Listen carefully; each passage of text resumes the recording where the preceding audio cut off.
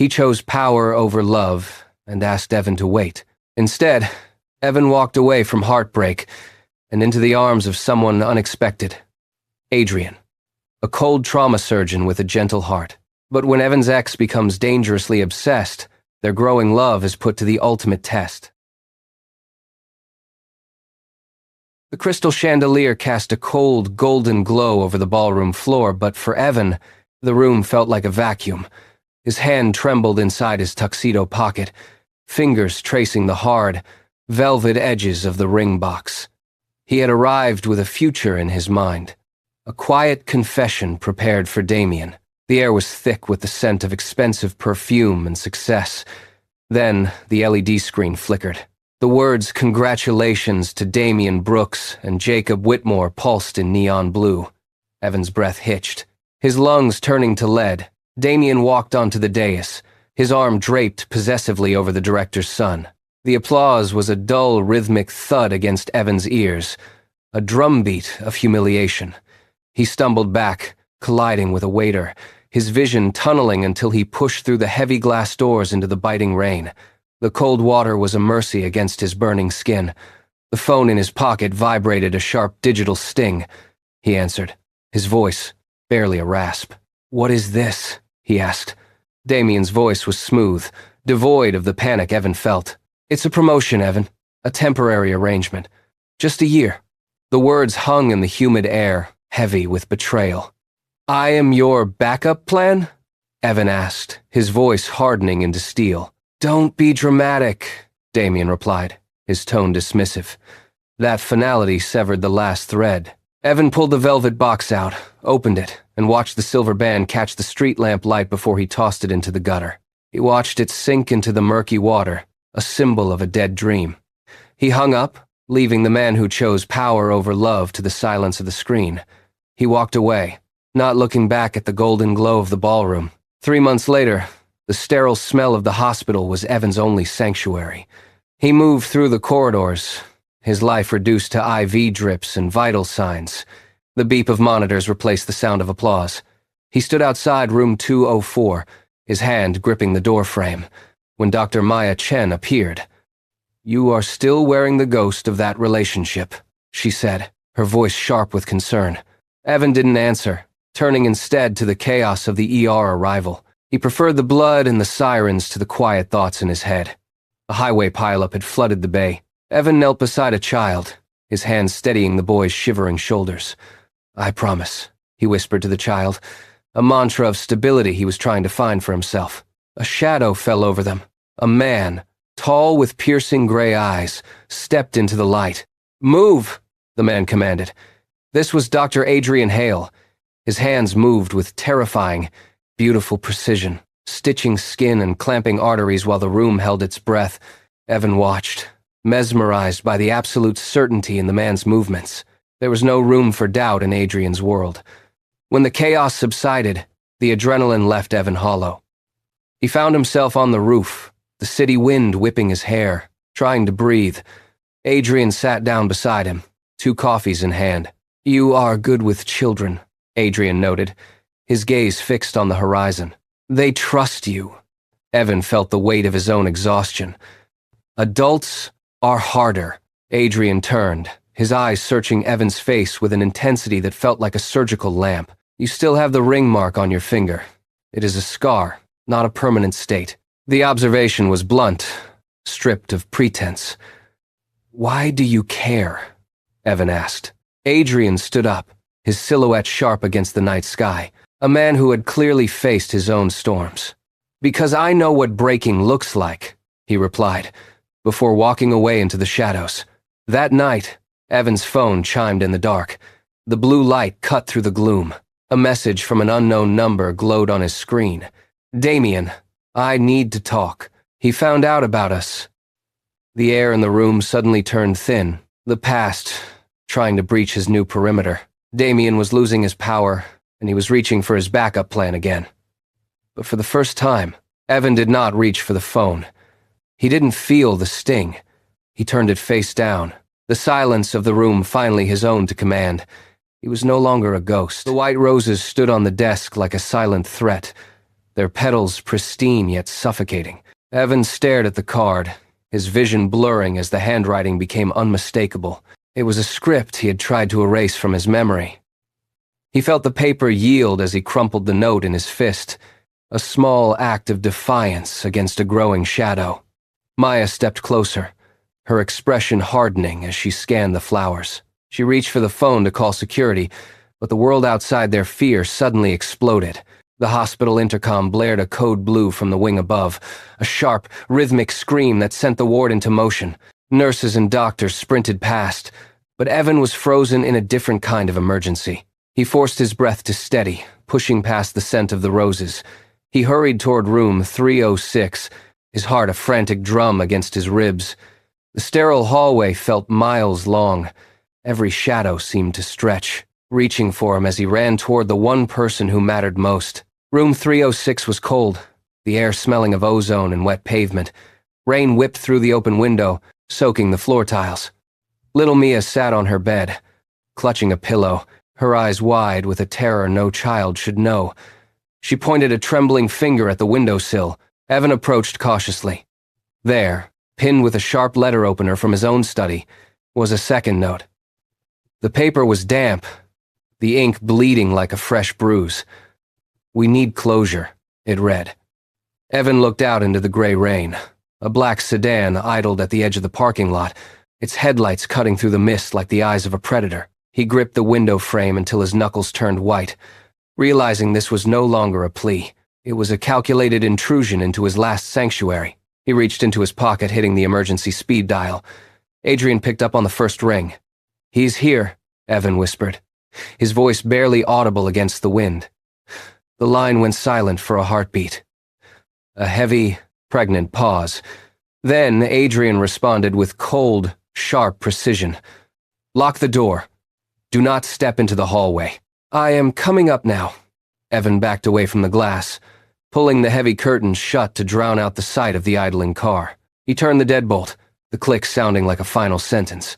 The silence of the room felt suffocating. Damien had not come for a conversation. He had come to reclaim what he thought he owned. Then, a rhythmic tapping began at the door. It was not the frantic knock of a nurse, but a slow, deliberate cadence that chilled Evan to the bone. He stood frozen, watching the handle begin to turn. The metal groaned under the pressure of a forced entry. He had spent months trying to bury the past, but the past had just kicked down the door. Rain lashed against the hospital glass, turning the city into a blur of unforgiving iron gray. Evan stood by the window, his fingers drumming against the cold pane, the coffee in his hand long since gone bitter. In the pocket of his scrubs, the note from Damien felt like a jagged blade. "We need closure." It was a demand, not a request. Control disguised as affection. Evan turned as footsteps approached. Adrian appeared, wordless, extending a fresh, steaming cup of coffee. Their eyes met, and the tension in Evan's shoulders slackened just a fraction. "You didn't sleep," Adrian noted, his voice low and steady. Evan simply held out the note. Adrian's expression shifted first annoyance, then a cold, sharp-edged fury. "You should have told security," Adrian said, his jaw tightening. "It is not an overreaction to demand safety." He tucked the note into his pocket, his movements deliberate. By noon, Damien's photo was at the front desk. Even little Mia whispered, "Your boyfriend is scary," as Evan watched Adrian standing rigid in the hallway, his presence commanding the entire space. The weight of every gaze felt heavy, but for the first time, Evan felt shielded. That evening, the rain turned into a relentless downpour. In the car, Adrian's voice was heavy. "He made you doubt yourself. That is not your fault." Then came the raw truth. "I was engaged once. She died while I was in surgery. I stopped believing in anything after that." The silence was thick. The next morning, the doorbell rang at 8:02 a.m. Damien stood there, smiling with terrifying familiarity. "You've moved on quickly," he sneered. Damien lunged, grabbing Evan's arm with a bruising grip. "Tell me you don't love him!" Evan gasped, but before he could scream, a hand clamped onto Damien's wrist. Adrian stood in the doorway, a mask of controlled violence. "How many times must I tell you not to touch him?" Damien retreated, his composure shattering. When the door clicked shut, Evan collapsed, months of suppressed tears finally breaking free. Adrian caught him, pulling him into a steady, grounding embrace. In the quiet of the apartment, the air finally felt lighter. "I'm not ready," Evan whispered. Adrian sat beside him, his expression softening into something entirely new. "I know," Adrian replied, "but I am willing to wait." That night, as Adrian left, he paused at the door, turned back. "Evan?" "Yes?" "Lock your windows." The warmth vanished. Fear returned. "Why?" Adrian held up something. A photograph, found taped to Evan's hallway wall. A picture of Evan taken yesterday, walking into work. On the back were 6 words, "If I can't have you." The rest was missing. Torn away. The torn photograph lay on the kitchen table, a jagged edge of a past that refused to stay buried. Evan stared at the chilling inscription, "If I can't have you." The silence in the apartment pressed against his eardrums, heavy and suffocating. Adrian stood by the window, his silhouette rigid, jaw set in a line of grim determination. He knew the source of the threat. It was Damien. Evan paced the small space, his hands trembling as he processed the reality. The man he once loved had transformed into a shadow that now hunted him. Adrian moved with sudden purpose, his voice low and steady. "You are staying with me tonight. It is not a request." Evan hesitated, but the look in Adrian's eyes left no room for debate. They moved to the door, keys jingling in the lock, and stepped into the hallway. Downstairs, the car engine turned over, its hum the only sound in the dead street. They pulled away from the curb, leaving the apartment behind as the city lights blurred into long, gray streaks. They were running, and the hunt had begun. Inside the apartment, the air held a sterile chill. Evan wandered into the kitchen, his fingers brushing against a hidden stack of files, get-well cards from hospital patients tucked deep into a cabinet. He paused, reading the shaky handwriting, seeing a version of Adrian that existed beyond the rigid, professional armor. Then, the power died. The refrigerator hum ceased, leaving a void of absolute silence. The room plunged into total darkness. Evan's breath hitched in his throat. The temperature seemed to drop, mirroring the day his father walked out, leaving only the sound of a closing door. His hands gripped the edge of the counter until his knuckles turned white. He did not move. He could not. Then, a presence shifted behind him. Adrian did not offer hollow words or empty reassurances. He simply moved into the space, a solid, unyielding anchor in the dark. He stood close, his breathing steady and rhythmic. Evan exhaled, his shoulders finally dropping as he leaned his weight against Adrian's side. The guard he had held for years fractured. In the deep shadow of the room they stood motionless, the space between them closing until there was nothing left to divide them. Morning light filtered through the blinds, casting long, sharp shadows across the floor. Evan woke to find Adrian sitting on the rug beside the bed, his back against the frame, eyes fixed on the door. He was a silent sentinel, alert and motionless. The stillness broke with the shrill, jarring ring of a telephone. Adrian reached for the device, his movements precise and practiced. He listened, his jaw tightening with every word spoken on the other end. He did not speak, only nodded once, then disconnected. He looked at Evan, his expression devoid of its earlier warmth. Jacob Whitmore had been found in the hospital garage. He was alive, but he had been holding a thick manila folder. Adrian tossed the file onto the bed. Evan opened it. Every page was a photograph of his own life. He saw himself walking into the grocery store, sitting in the park, even standing at his own window. Damien was not just watching, he was cataloging. He had listed assets, daily habits, and routes. Every movement Evan made had been tracked, timed, and recorded. The man who had once been his partner was now treating him like a piece of property to be collected. The air in the room grew thin as the reality settled in. This was not a pursuit. It was a scheduled termination. They left the apartment without speaking. The silence in the car was heavy, broken only by the rhythmic click of the turn signal.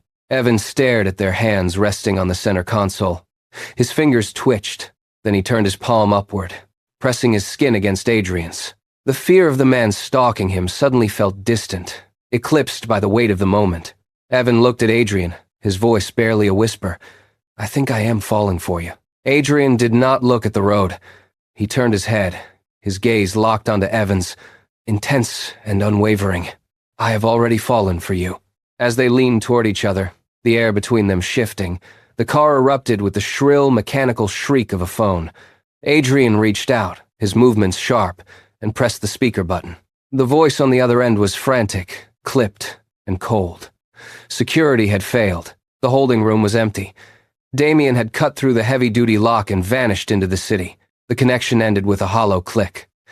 Adrian gripped the steering wheel, his knuckles turning white, his eyes scanning the rearview mirror. The sanctuary was gone. The hunt had officially begun, and every shadow on the street now held the possibility of an ambush. The rain lashed against the windshield, blurring the city lights into streaks of neon. Inside the car, the silence was heavy, suffocating. Adrian gripped the steering wheel, his knuckles white, his jaw locked in a rigid line of forced control.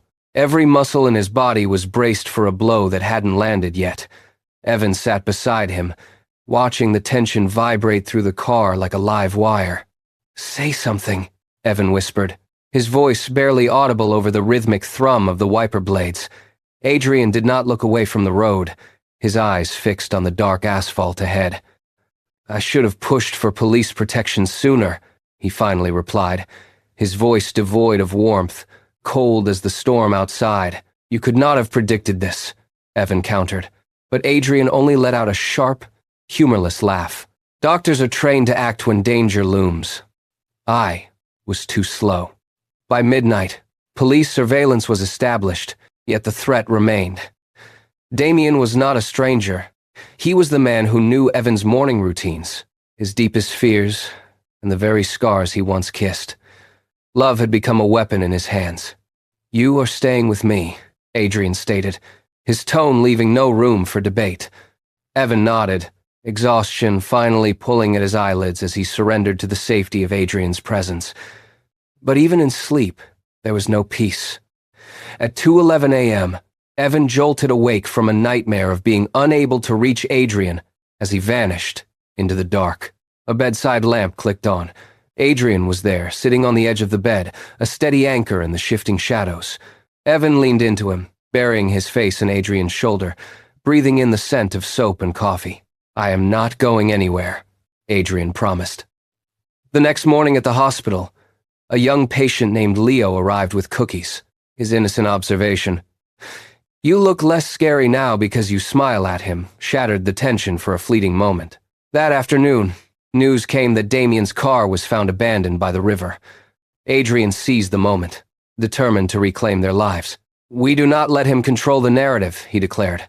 "We go to dinner." At a quiet rooftop spot, they shared stories, and Adrian reached across the table, taking Evan's hand in a silent public vow. The peace was a lie. When they returned to the apartment, the door stood ajar, a jagged mouth in the hallway. The living room was a graveyard of broken frames and slashed cushions. Across the wall, red paint screamed, "He was mine first!" Damien stepped from the balcony shadows, a knife glinting in his hand, his eyes bloodshot with feral grief. "You replaced me," Damien hissed, his voice cracking with madness. Adrian lunged forward to shield Evan, and in the ensuing struggle the world dissolved into chaos. Glass shattered, furniture overturned, and the air was filled with the sound of desperate breathing. Adrian fought with a raw, primal intensity, his only thought to keep Evan safe. The police sirens wailed in the distance, drawing closer. Damien looked at Evan one last time, a terrifying flash of clarity in his eyes. He whispered a final, twisted admission of love, and stepped backward off the balcony, vanishing into the night. The silence that followed was deafening. Adrian stood there, bloodied and gasping, as the blue and red lights finally washed over the room. The nightmare was over, but the cost was carved into the very walls of their home. In the sterile quiet of the emergency room, Evan waited until his heart felt like it would stop. When Adrian finally emerged from surgery, bandaged and groggy, Evan's composure crumbled into tears. Adrian reached out, his hand finding Evan's. "Say it," he murmured. Evan leaned in, their foreheads touching, and whispered the words he had held back for so long. "I love you." Adrian smiled, closing his eyes in peace. They finally kissed, leaving the ghosts of the past behind in the shadows. The apartment air felt heavy that first night, thick with the scent of antiseptic and unspoken fear. Adrian sat on the edge of the sofa, his left shoulder encased in white bandages that looked stark against the dim light. Every movement was a struggle. When he reached for the kettle with his right hand, his motions were jagged and painfully slow. Evan couldn't watch. He stepped forward, his fingers snatching the metal handle before setting it firmly back on the stove. Adrian leaned back, his face drawn and pale, offering a faint, strained smile that didn't quite reach his eyes. Evan stood over him, his chest tightening until it hurt. The silence pressed against the walls like a physical weight. Finally, he blurted out the words he had been holding back for hours. "I thought you were dying." Adrian went still. The room seemed to hold its breath. He reached out with his uninjured hand, his fingers tracing the sharp line of Evan's jaw with a tenderness that broke the remaining tension.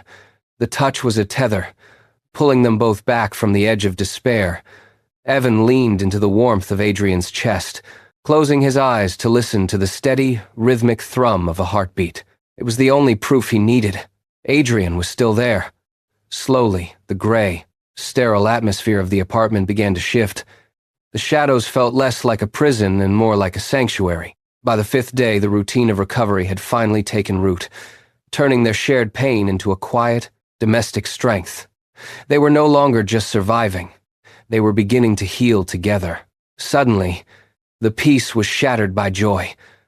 Leo burst through the door with his grandmother, clutching a crumpled piece of paper. He shoved the drawing into Adrian's hands. It was a crude, crayon-drawn scene of 2 tall men holding hands with a child between them. Underneath, in wobbly letters, it read, "My favorite family." Adrian stared at the paper, his breath hitching as his eyes softened with a glimmer of something he had never dared to name. Hope. That evening, the kitchen became a chaotic theater of burnt toast and spilled tea. They stood amidst the smoke, laughing until their sides ached. Adrian caught Evan's gaze, his expression shifting to a quiet, piercing intensity. "You are beautiful," he said, the words hanging in the air like a promise that changed everything. The final weight dropped the next morning. Evan walked into the hospital room alone to face the ghost of his past. Damien lay against the pillows, his body a map of bruises and fractures. He looked small now, stripped of the jagged edges that had once defined their toxicity. Damien looked up, his eyes glassy and distant. "I loved you badly," he whispered, his voice cracking under the weight of his own confession. "I blamed you for what I became." Evan stood by the bed, listening as the words spilled out a final shedding of years of pain. Damien turned his head toward the window, a silent signal of release. The debt was paid. The past was finally, irrevocably over. Evan felt the invisible chains shatter as he turned toward the door. The hospital lights seemed less harsh as Evan stepped into the hall. Adrian was waiting, his eyes searching Evan's face. Evan didn't say a word. He walked to Adrian, cupped his face, and kissed him. It was a slow, deliberate act, the closing of one chapter, and the start of something solid. Together, they walked toward the exit, hands locked, stepping into a life that was finally theirs. 3 months had changed everything. The apartment no longer felt like a sterile holding cell. It had become a home cluttered with mismatched mugs, thriving green plants, and a bright yellow blanket that Adrian pretended to despise. Their mornings were now defined by the rhythmic hiss of the coffee machine and the familiar, quiet arguments over the thermostat settings. Evan stood in the doorway, watching Adrian move through the kitchen. He felt a profound, aching peace, but beneath it lay an old, familiar fear. Stability felt like a glass sculpture he was terrified to drop. Every gesture, every shared glance, felt like a dangerous privilege. He knew how quickly a life could be dismantled, and that knowledge hummed in the back of his mind. He watched Adrian pour the coffee, the steam rising between them. For now, the silence was comfortable. For now, the walls held. But Evan kept his hand pressed against the doorframe, gripping the wood until his knuckles turned white, holding on to the moment as if he could keep it from shattering. At 6:12 a.m., the phone rang. It was not a sound, but a jagged tear through the morning air. Evan reached for the receiver, his movements sluggish with sleep, but the voice on the other end erased that exhaustion in a heartbeat. Leo was back. The call ended, and the kitchen felt suddenly, violently cold. The diagnosis, leukemia, hit them like a physical blow, leaving the room hollow. They did not speak. They did not argue. They moved with the frantic, mechanical efficiency of people caught in a landslide. Minutes later, the hospital's sterile halls swallowed them whole. Evan found himself in the stairwell, the metal door heavy and freezing against his palm. His chest tightened, air refusing to reach his lungs. He leaned his forehead against the concrete wall, his breath hitching, eyes burning. Then, a presence settled beside him. Adrian did not offer hollow words or false reassurances. He simply stood there, a solid weight in the dark, anchoring Evan as the world shifted beneath his feet. They stood together in the gray light, bracing for the long, grueling fight ahead. The ICU waiting room became a crucible. Hours bled into days, marked only by the flicking fluorescent lights and the rhythmic, hollow beeping of monitors drifting through the walls. Evan paced the linoleum until his feet ached, his eyes fixed on the heavy glass doors that separated them from Leo. The uncertainty was a physical weight, pressing down on his chest.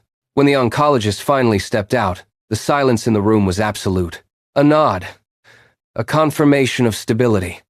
The air rushed back into Evan's lungs, but the exhaustion left him trembling. He climbed to the hospital roof, seeking the sharp, cold bite of the night air. Adrian followed, carrying 2 cups of tea. They stood against the low concrete wall, looking out over the city grid. The skyline, usually a jagged reminder of their isolation, seemed to shift. Adrian looked at him, his gaze steady, and spoke of a future they had never dared to voice. He wanted children. The admission hung in the air, transforming the space between them. They were no longer 2 broken survivors hiding from their pasts. They were a unit.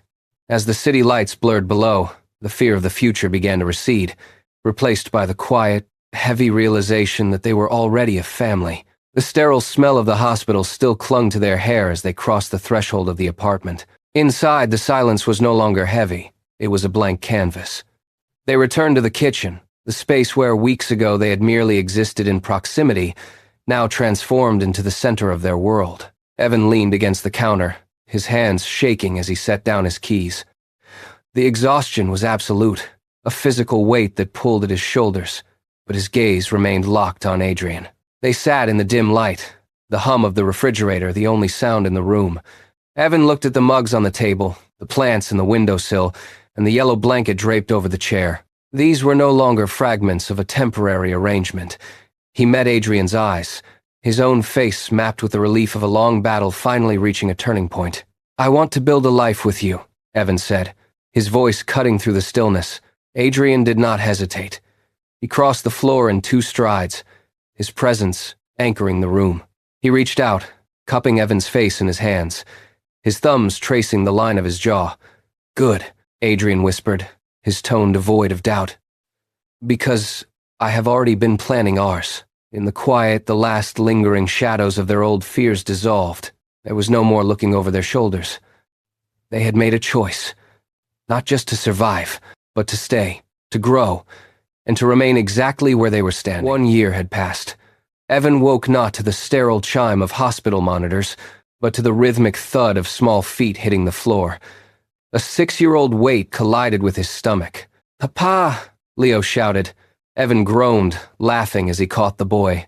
"You are getting heavy." Leo nodded with solemn pride and pointed toward the door. "Dad says breakfast is ready." That word, Dad, still felt like a miracle. After Leo's grandmother passed away that winter, there had been no one left. The months that followed were a blur of court hearings, social workers, and the crushing weight of doubt. But here they were, in a room filled with light and the simple, beautiful noise of a child who finally felt safe. Could 2 exhausted doctors really be parents? Could Adrian, who once flinched at the slightest touch, truly build a home? The answer had arrived, not in grand speeches, but in the quiet routine of burnt toast, braided hair, and bedtime stories. Adrian appeared in the doorway, wearing an apron and an expression of mock seriousness. "Pancakes are ready," he announced. "You look disturbingly domestic," Evan teased. Leo giggled from the bed. Breakfast was a beautiful disaster of spilled juice and laughter, a chaotic symphony that proved they were more than just survivors. They were a family. Halfway through, the doorbell rang. Maya walked in uninvited, clutching a gift bag. She grinned at the confused faces, making sure nobody backs out. Evan froze. "You told her?" he demanded of Adrian. Leo crossed his arms, feigning exasperation. "I hate adults." Evan knelt before him, his voice softening as he looked into the boy's eyes. "Tonight, we are having a special dinner. We are getting married." Leo erupted in a cheer that shook the room, his joy echoing through the hallways of the home they had fought so hard to keep. The decision was final. The commitment was absolute. The wedding took place on the hospital rooftop where their journey had begun. Twinkle lights draped the railings, and the city glowed gold beneath the sunset. Maya officiated, her voice cracking as she spoke. Jacob Whitmore sat in the front row, a silent witness to their survival. When it was time for vows, Evan took Adrian's hands. "When I met you, I was broken," Evan whispered, his voice trembling. "You never rushed me. You just stayed. And because you stayed, I learned how to stay, too." Adrian's eyes shimmered. "I used to believe love ended in loss," he replied, his voice low and steady. "But you taught me that saving someone and loving them are different things.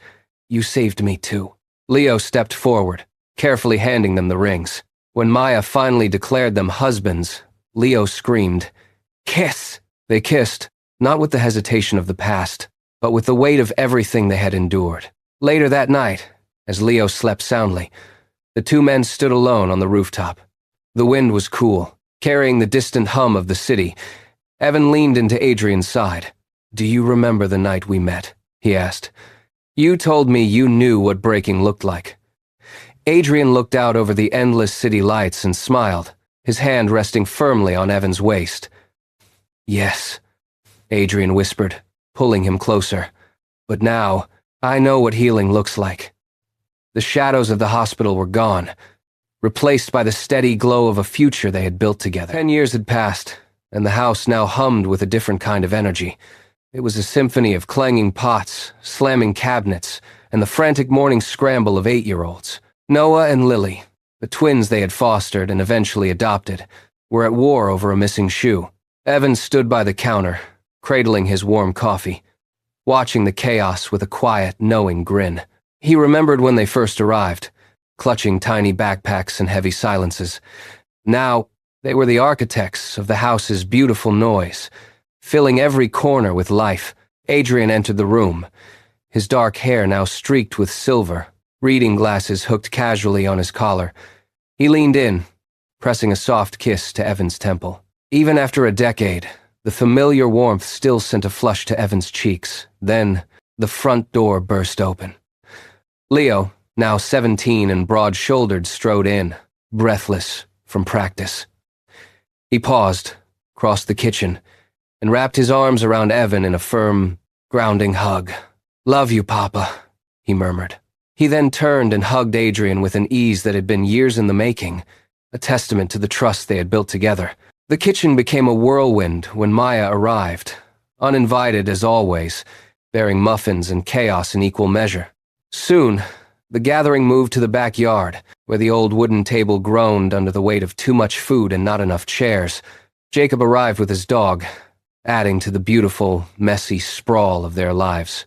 Evan watched them all, Leo teaching Noah to pitch, Lily directing a play of her own making, and Adrian silently refilling everyone's cups. He realized then that happiness wasn't a grand, cinematic event. It was the ordinary. It was the burned toast and the mismatched socks that made life whole. That evening, after the house finally fell silent, Evan and Adrian retreated to their rooftop sanctuary. They sat on the old, weathered bench, surrounded by glowing string lights and the plants Evan kept forgetting to water. Evan leaned his head on Adrian's shoulder, the same way he had years ago during a blackout. "You saved me," Evan whispered into the cool night air. Adrian pressed a kiss to his forehead and replied, "You saved me too." The truth hung in the air. Love was not a rescue mission, but a mutual healing. Evan looked back at the man he had been a decade ago, standing in the rain with a ring he thought he'd never give, He wished he could tell that younger man that his heartbreak was merely a doorway to this very moment. He watched the city glow in the distance, feeling the weight of the years settle into a profound peace. "This is my favorite part," Evan said softly. "The after," Adrian nodded, his eyes reflecting the soft lights. It was the quiet, tender forever they had built, one ordinary morning at a time. Somewhere inside, a door slammed and a dog barked. Evan closed his eyes, listening to the sound of his life, and finally understood that he was exactly where he was meant to be.